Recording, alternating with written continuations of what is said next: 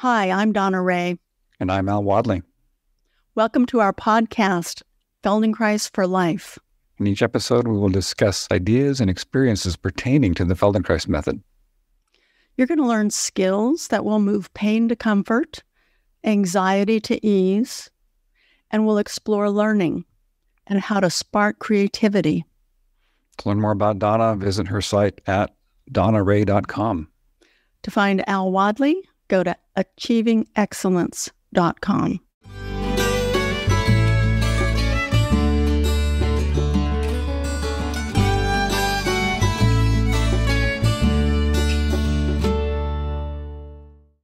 Hi, Donna. Hi, Al. I'm excited to talk about harmony with you today. Yeah, it's a very interesting topic we've got scheduled out to talk about. And it's harmony. It's awesome. Well, when you think about harmony from a movement perspective, it becomes a little bit more concrete. So we think we can look at harmony when it comes to waves, like water creating waves in a tank, seeing that in the Science Museum at the Salk Institute, for example. And they go along and there's a certain amount of excitation. And then if you change the excitation of the water, they start clashing and they go back and forth and weird things happen. So when you think about movement, I think the harmony, the concept of harmony becomes more, it's more available to examine. What do you think? Yeah, no, I agree. And I think music is also another good example of harmony, one with which people are quite familiar. Mm-hmm. In the sense of if you've got disharmony in a composition where things are out of tune or out of sync, it can be discordant. It doesn't sound good, maybe even feel unpleasant. And when there is harmony, it becomes something very beautiful, pleasant to listen to. Mm-hmm. And so when we're talking about movement, we're talking about organizing the different components of ourselves to facilitate this harmony. So we're talking about, like, for example, bringing into harmony the voluntary and involuntary movement systems. Describe those a little bit so our listeners understand. Yeah, so like voluntary movement is something you tend to do. So you tend to reach for a glass, or you're going to click your mouse. So that's a voluntary action. Involuntary action is something that happens more outside our conscious control. It's more reflexive, more responsive to things that in situations that we don't have control over. So if you reach for that glass and you spill it, you're going to have a reaction to that. It's very reactive. Suddenly you grab the glass and make changes in your behavior to try and clean up the mess. So when there's these two things are always operating at the same time, and when we're doing a movement, say, for example, in a Feldenkrais lesson, we start with a movement, maybe you're on your back and you're lifting your arm up over your head. And at first it may feel heavy or rough, not smooth, maybe even kind of uncomfortable or difficult. And that's because there's not this harmony yet between the voluntary and involuntary systems. So if we repeat the movement, we combine it with awareness, we do it very gently and do it very slowly, we start to facilitate this harmony between these two systems. And this harmony starts to result in a movement that becomes lighter, smoother, easier, and more powerful. It's an interesting and fascinating progress that happens in every Feldenkrais lesson. So the movements that you're calling, say, involuntary or automatic can be reactions to in a situation. And I think there can also be very subtle automatic neuromuscular reactions. So, for example, I was working with a man yesterday, and he was trying to do what you were saying, sitting, bring his arm overhead. So in one shoulder, he has pain, and the other one he doesn't. So we looked at how do you bring the arm overhead as if to reach up into a cover with the one that doesn't feel painful. So he did that a number of times. And then I said, okay, now begin to do the movement with your other arm. And as soon as he lifted his hand, he lifted his shoulder up. He didn't do that on the other side. It was so obvious. So I said to him, notice what's happening. When you lift your arm on this side, your shoulder's creeping up. It's your shoulders going towards your ear, and then you lift. And it's like he was closing the space of the joint, scrunching it in and lifting it up, and then trying to lift his arm up, and it hurts. And I'm doing it as we're speaking. And when I do that, I actually get a little twinge of pain in my shoulder. I don't have a problem with my shoulder at all. But if I crunch it up, contract the muscles toward my chest inward, and lift the shoulder, and then try to lift my arm, it's so uncomfortable. So it was a movement problem because he thought he had a shoulder injury. So I explained to him that over time, by doing that muscle, you can create an injury. You can create inflammation. You can create soreness in the joint and the muscle tissue. And by learning how to do the movement without any discomfort, by organizing it, then the pain, it went away immediately, actually. As soon as he learned the new strategy of movement, the pain was gone. So we could say that he was doing an automatic movement that he was unaware of. And by slowing down, paying attention, he became, he was able to gain voluntary control. But the interesting thing is he didn't have to keep thinking about it. Once he learned the way to do the movement with both hands and arms and shoulders in the pain-free way, he knew it, and then he didn't have to think about it anymore. Excellent example, Donna. Here's another way to look at that, another way our bodies work involuntarily. So standing, sitting, the anti-gravity muscles along the back, the extensors that hold us upright for great lengths of time with minimal muscular effort. We don't think about it. That's an involuntary muscular activity. It goes on and on without our conscious intention or activity or motivation to do it. Mm-hmm. And so that's something that goes on consistently. And sometimes, though, if we contract too much in the front, say if we experience prolonged stress, anxiety, we contract in the chest and the abdomen from this kind of stress, or we start to clench our jaw, then that creates a conflict with that autonomic activity in the back. In a way, the contraction of the flexors response to stress and anxiety is also an autonomic response because we're not consciously doing that. Right. So you can have this kind of conflict between two of these systems outside of conscious awareness that are responding to two different things. So one is responding to stress. The extensors in the back are trying to hold us up so we can get through the world, and it creates a conflict. So we end up with compression on the spine, and co-contraction of muscle groups, which create stress and discomfort and limit our ability to move and be responsive to things when we need to be responsive.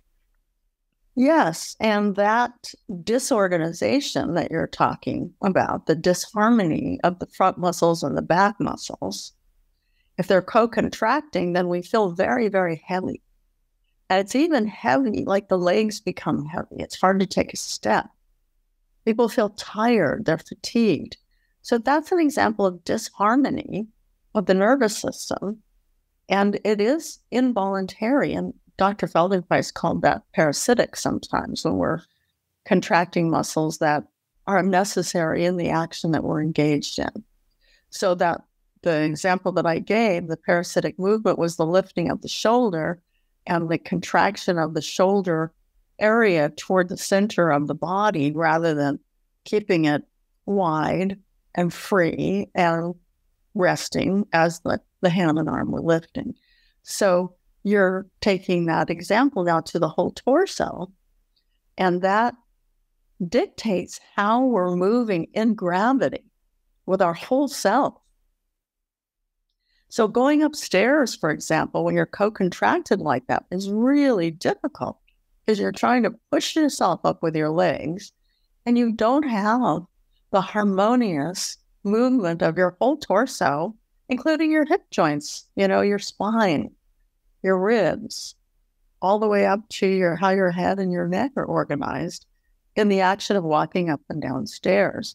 This is so important, and it sounds so concrete to us because we've been practicing this method for so long that we understand what we're talking about. I'm sure you can understand the concepts, those of you out there, but understanding the physicality of the harmony of movement is another thing. I gave a lesson also, I was busy this week, to a woman who said, I feel like I'm floating after the lesson. I want to feel this way all the time. And I said, we go in and out of it, but now you know what it means to be in harmony with gravity, because you don't have unnecessary contracted muscles throughout your system.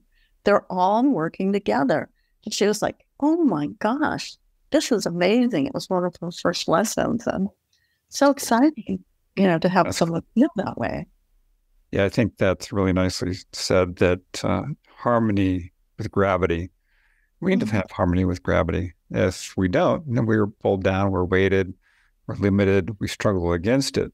And Feldenkrais lessons help us to become more in harmony with it. So we can move within gravity, be very comfortable, be very light. We can feel very tall, yet very grounded. And this is something my students repeatedly experience at the end of a private lesson. And at the end of our guided lessons as well, the class lessons, the awareness of movement.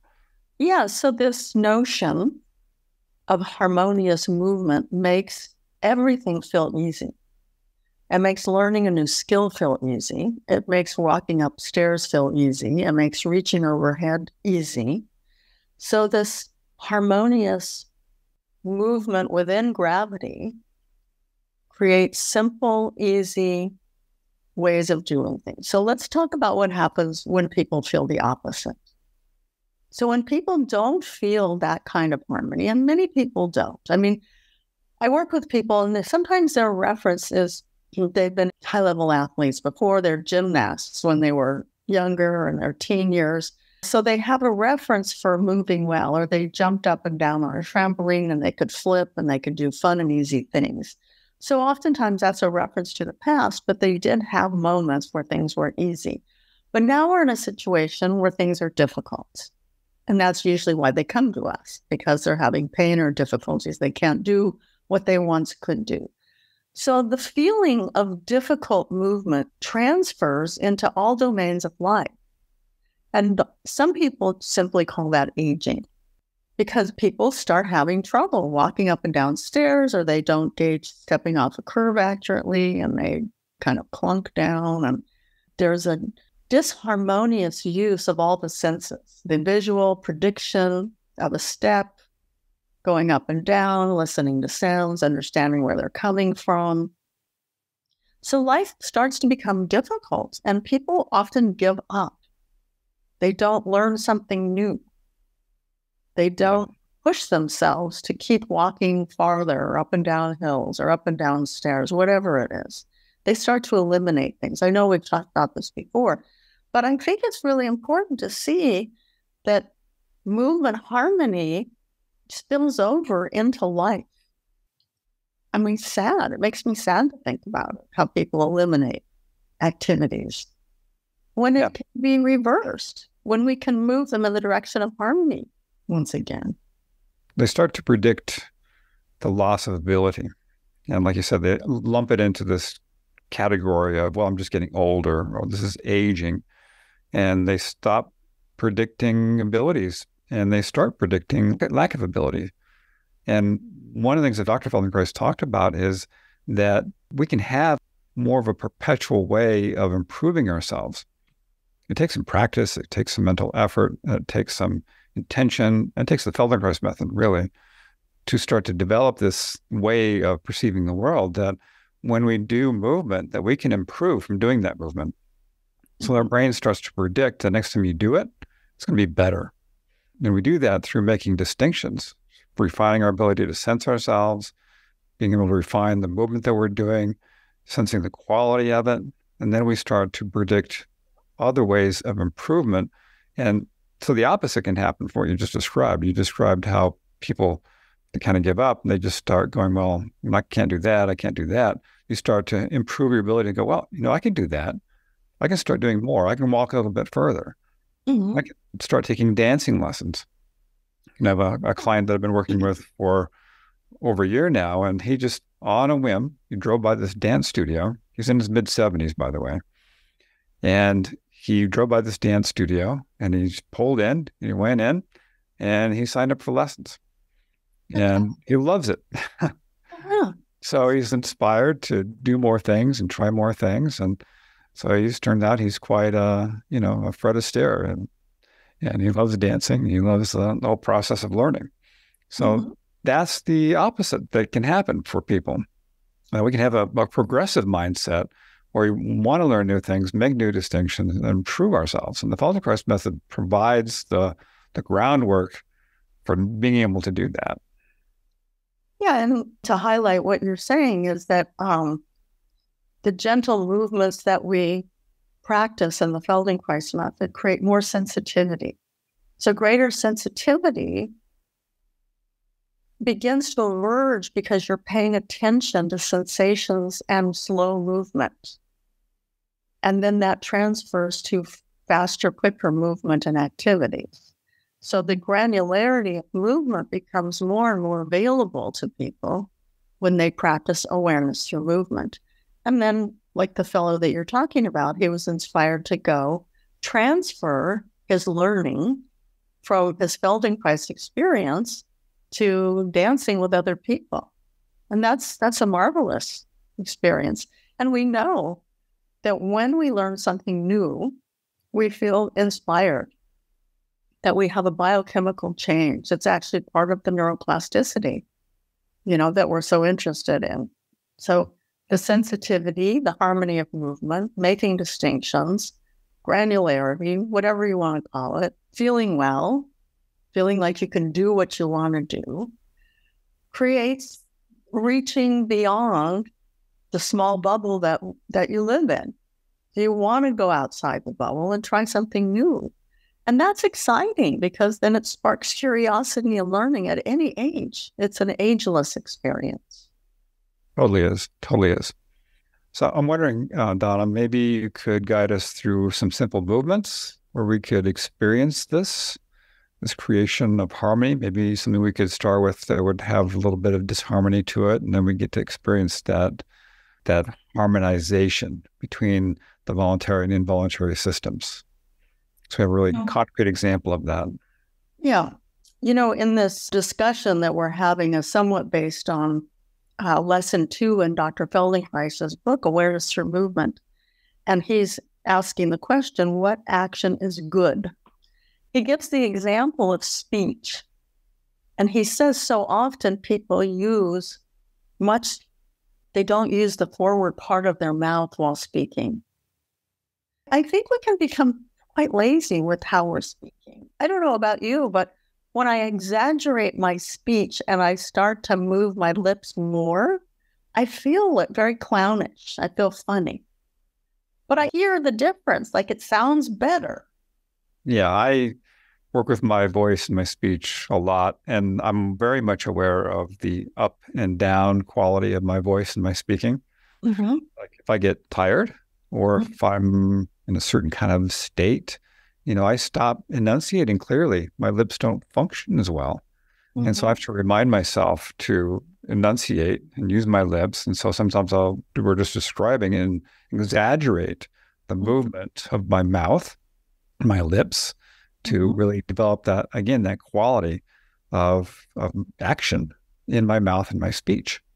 And yeah, it's a very interesting process. I can observe this for a long time in myself. And yeah, it's a great example of how delighted we become with a change. I've done the same thing, and it's fun. It's delightful to hear yourself differently and to feel your mouth differently, to feel the formation of your words in a new way.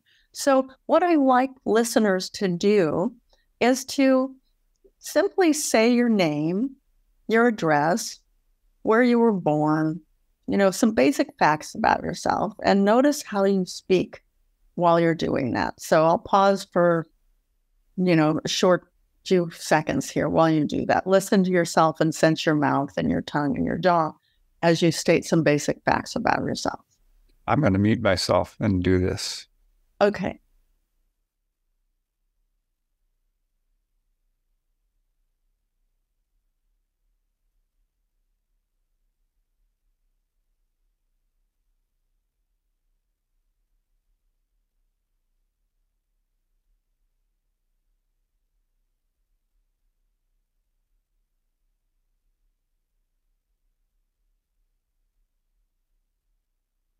Okay, so I think that's ample time for you to have said something aloud to yourself that you could hear and sense and feel. Now we're going to do a peculiar thing. You're going to close your mouth and keep your lips sealed and repeat all of that again. So you can even hold your mouth closed with your fingertips above your lips and your thumbs below. So you're going to prevent your mouth from moving, but you're going to speak with your mouth closed and repeat all of those facts about yourself again like this.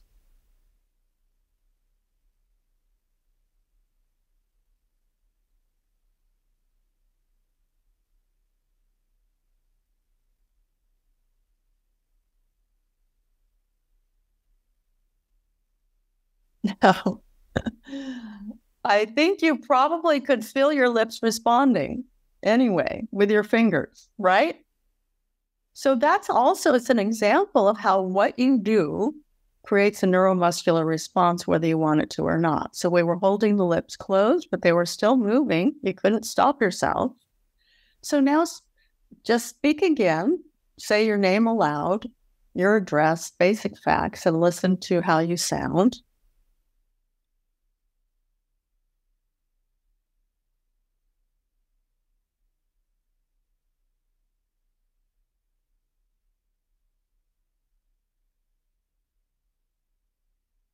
So I can see Al doing this. He's muted. So I think you've had ample time to hear yourself. So I assume there's been a shift, a small change at least, if not a big change. Now we're going to do another experiment. So now stick your tongue out and close your teeth on your tongue. Keep it like that and do the same thing.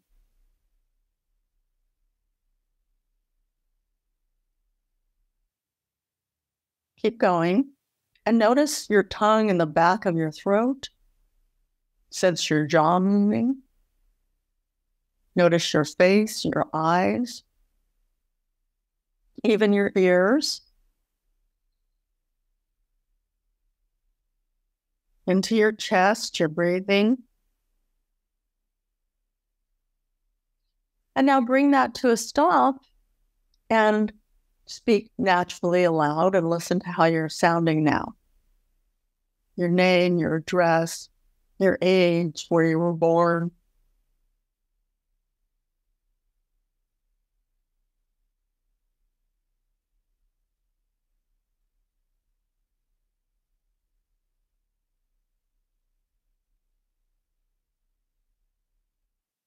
So what are you noticing? Al, why don't you share with me what you're noticing since you've been muted and you're participating? That was interesting. It was interesting, all the subtle activity that's going on in the lips and the tongue, even when you're trying to not use them. They're so involuntary in their action. And so by constraining them, it had to find other ways of trying to utter out those sounds, which was very, very challenging. It didn't sound much like speech.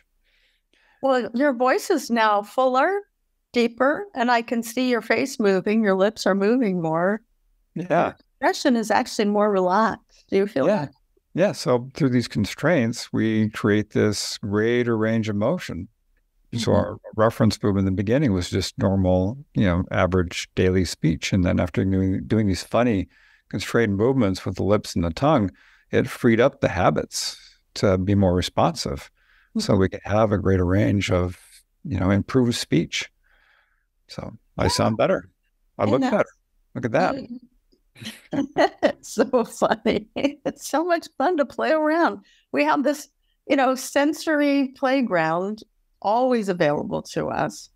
And we can create these immediate changes. And this is an example of a strategy. We have many strategies of learning and awareness building in the Feldenkrais method. And one is, as you said, we create constraints. So we make something a little bit more challenging, but within our range of comfort. And then we go back to the movement and they've improved. And we haven't tried to directly improve our speech. We've been playing around with the movement, the lips, the tongue, as we just did. And we become more aware of the improvements and then how we're speaking. So I hope you all enjoyed that. Al and I sure did. Yeah, it's fun. And you can sense in yourselves after this experimentation that all systems actually improve. So we're not trying to speak better. So the involuntary became improved. So it's an example of how we bring on board all the systems within ourselves, the sensory motor patterns, the awareness, the use of our attention, because the use of our attention is the gateway to neuronal change. That's what we have to use anytime there. Yeah, I think that's huge. That's really important. That, we are working with all the systems, voluntary, involuntary, sensory system, motor system, all bringing into harmony so our actions are easy, congruent, fulfilling. We can do the things we want to do in life, do them with ease and comfort, and have the satisfaction. So I think that's a really beautiful thing. So this is a very cool discussion, Donna. Thank you. You're welcome. Thank you. And listeners, thanks for listening. And if you can, give us a 5-star rating on Spotify. Where else? Apple. Spotify. And check out our products. Mine, DonnaRay.com. And Al, yours is? AchievingExcellence.com. What a great name. Achieving Excellence. It's a great name. Yeah. So I hope you think my name, Donna Ray, is great too. Well, Donna Ray's an awesome name, man. I look forward to meeting you next time, Al. Thank you. All right. Bye-bye. All right. Bye-bye.